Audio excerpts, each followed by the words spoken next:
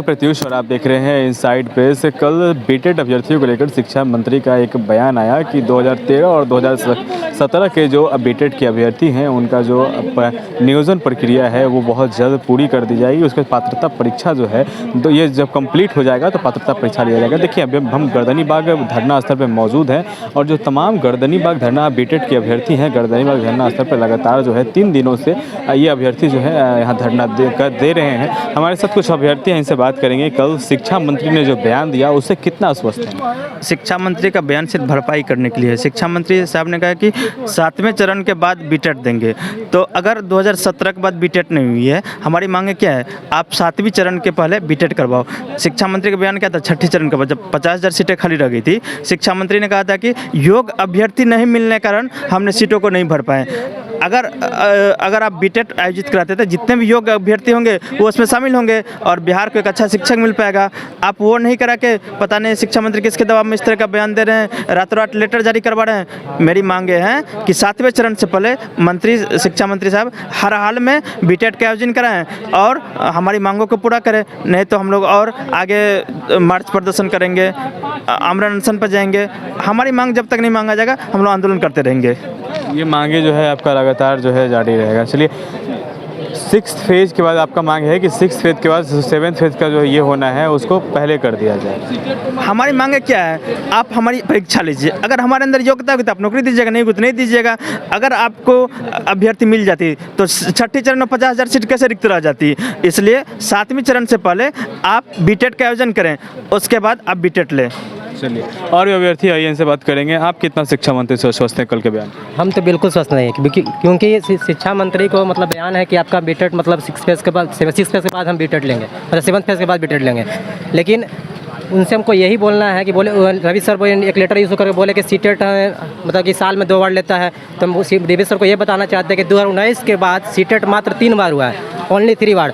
और हमारे बीएड के छात्र, हमारे डीएलएड के छात्र 2019 जो सेशन है 2021 में कंप्लीट नहीं होकर 2022 में कंप्लीट हो रहा है, तो वो एक भी पात्रता परीक्षा में नहीं बैठ पाए हैं। तो हम शिक्षा मंत्री से बस यही मांग करते हैं कि 7th फेज से पहले बीटेड का आयोजन हो, बस। चलिए तो और भी अभ्यर्थी हैं, इनका मांग जो है वो साफ है कि 7th फेज से पहले जो है हमारे अभ्यर्थियों का जो है पात्रता परीक्षा जो है कंप्लीट हो जाए। और भी अभ्यर्थी हैं, जो कुछ महिला अभ्यर्थी हैं, आइए उनसे बात करेंगे।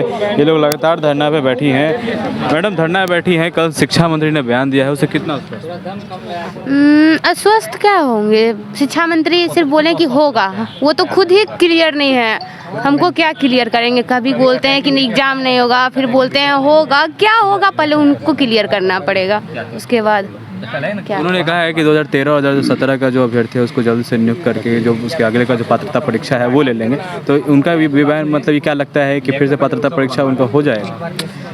ठीक है, उनका जो कहना है, लेकिन हम लोग तो फिर से बचे रह जाएंगे। फिर से इन लोग कब टेट लेंगे, इसका क्या गारंटी देंगे? इसीलिए हम लोग का मांग है ना कि 7वां चरण से पहले हम लोग का टेट हो, ताकि हम लोग इसी चीज़ में निकल जाए। चूँकि 5 साल हम लोग वेट कर चुके हैं, अब और कितना वेट करें वही बता दें। चलिए बात सही है, देखिए आश्वस्त हम उनकी बातों को लेकर हैं ही नहीं। सबसे पहली बात आश्वस्त की बात अगर की हैं तो, क्योंकि आश्वस्त होने के बाद वो खुद अस्वस्थ हो गए हैं। आश्वस्त होने के बाद वो खुद अस्वस्थ हैं, इस बात में कोई दोहराई नहीं है। क्योंकि मैं सीधा तौर पे सवाल करूंगा, 2017 के बाद 5 वर्षों से परीक्षा नहीं हुआ, बिहार शिक्षक पात्रता परीक्षा। अब सरकार को पूछ लीजिए कि 5 वर्ष से पात्रता परीक्षा क्यों नहीं हुआ, जबकि एनसीटी की गाइडलाइन, हमारा न्यायालय, सुप्रीम कोर्ट का ऑर्डर है, आरटी एक्ट 2011 का ऑर्डर है कि आप प्रति वर्ष पात्रता परीक्षा आयोजित कराइए। फिर ऐसा क्यों नहीं होना चाहिए? तो फिर सरकार ऐसा क्यों नहीं कराइए? इसीलिए सब लोग रोड पे आ गए। देख लें, एक तरफ कहते हैं नारी सुरक्षित है, एक तरफ देखिए हमारी जो भी हैं सब यहाँ पे बहन लोग सब आके यहाँ पे रोड पे धरना दे रही हैं। अगर सुरक्षित रहती तो बैठने का आवश्यकता नहीं पड़ता। मतलब साफ है कि सरकार है बिल्कुल भरोसा नहीं। भरोसा करने की बात कैसे कर सकते हैं सर? भरोसा तो तब होगा, भरोसा अगर करते तो यहाँ पे आने का आवश्यकता नहीं पड़ता। और तब तक भरोसा नहीं करेंगे जब तक सबको ज्वाइनिंग न मिल जाए, सबको नियुक्ति पत्र हाथ में न मिल जाएगा, तब तक हम लोग संघर्ष करेंगे, तब तक हमारी लड़ाई है। एग्जाम ले, उसके बाद हम लोग नौकरी का मांग अभी नहीं कर रहे हैं, लेकिन इतना जान लीजिए हर चीज़ में संघर्ष क्यों करना पड़ता है? हमारे सरकार से ये भी सवाल है कि आप हर चीज़ में क्यों धरना पर बैठना पड़ रहा है? आज पात्रता परीक्षा के लिए धरना पर बैठना पड़ रहा है, कल रिजल्ट में गड़बड़ी कीजिएगा तब धरना पर बैठेंगे, कल फिर मेरिट में गड़बड़ी कीजिएगा उसमें धरना पर बैठेंगे, उसके बाद फिर एकेडमिक में गड़बड़ी कर दीजिएगा कि इसका कहाँ है उसका कहाँ है, उसमें गड़बड़ी कीजिएगा, उसमें फिर हम आके मतलब अथी करेंगे। कितना संघर्ष करते रहे यही सब चीज़ों के लिए। अभी प्रशिक्षित सब अभ्यर्थी हैं, सबको पढ़ने का समय है, सबको तैयारी करने का समय था, ये रोड पे आने का समय नहीं था।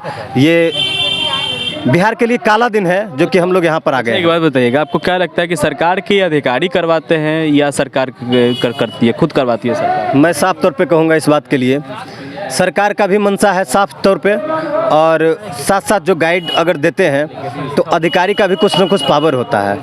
अधिकारी तो ऐसा लेटर निकाले हैं कि जिन पर सभी लोग शौक रह गए, आखिर रोड पे क्यों आए हैं, उसका वजह भी यही है। उन्होंने साफ बोला कि केंद्र सरकार करा लेती है, हमें बिहार सरकार पात्रता परीक्षा कराने का कोई मंशा ही नहीं है। ये तो बस अधिकारी का बयान इतना गलत बयान है कि कुछ कह नहीं सकते हैं। महसूस कैसे नहीं होती है? महसूस कब होगा? महसूस उनसे पूछिए जो जिनका अभी तक 8 साल से 10 साल से नौकरी नहीं हुआ है, उनका शादी ब्याह अभी तक नहीं हुआ है। हाँ, हंसिए मत, उनका शादी ब्याह नहीं हुआ है, कैसे महसूस उनको होता है? कोई विधवा महिला अपने पति के पेंशन से, कोई विधवा महिला अपने पति के पेंशन से बेटे को पढ़ा रही है, उनको महसूस हो रहा है कि कैसे परीक्षा होना चाहिए। महसूस उनको होता है जो माथा पर बोरा लेके आते हैं और पटना में आकर एक छोटे से लॉज में जाकर संघर्ष करते हैं, जहां पर उनको रहने के लिए तो जगह दूर की बात, रहने और खाने का एक ही जगह एक ही बेड के नीचे करना पड़ता है। उनसे संघर्ष पूछिए, उनको महसूस होता है।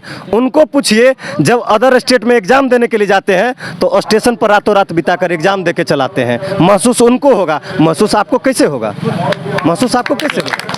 बस आपका डाटा देखा, आपने सुना कि बीटेड अभ्यर्थी लगातार जो है धरना स्थल पर धरना दे रहे हैं और इनकी मांगे जो है वो साफ है कि जो 7th फेज से पहले इनकी जो अभी इनका जो पात्रता परीक्षा होना है वो उससे पहले हो जाए, 6th फेज से पहले इनका जो है नियुक्ति जो है हो जाए। देखिए लगातार ये आज से धरने का आज 4था दिन है, लगातार ये 3 दिनों से धरना स्थल पर बैठे हैं। कल के वीडियो में हमने आपको दिखाया था किस तरीके से इन लोगों की मांगे हैं, और शिक्षा मंत्री ने कल साफ कर दिया कि 2013 और 2017 के जो अभ्यर्थी हैं उनका जो है नियुक्ति जो है वो हम कर देंगे और जल्द से जल्द कर देंगे। और उसके बाद जो पात्रता परीक्षा है उसका जो आयोजन होना है वो भी हम उसका घोषणा तुरंत कर देंगे। अब इन लोगों का साफ कहना है कि इनके जो शिक्षा मंत्री ने जो बोला है उस पर बिल्कुल हम आश्वस्त नहीं है, उनके बातों में बिल्कुल भरोसा नहीं है।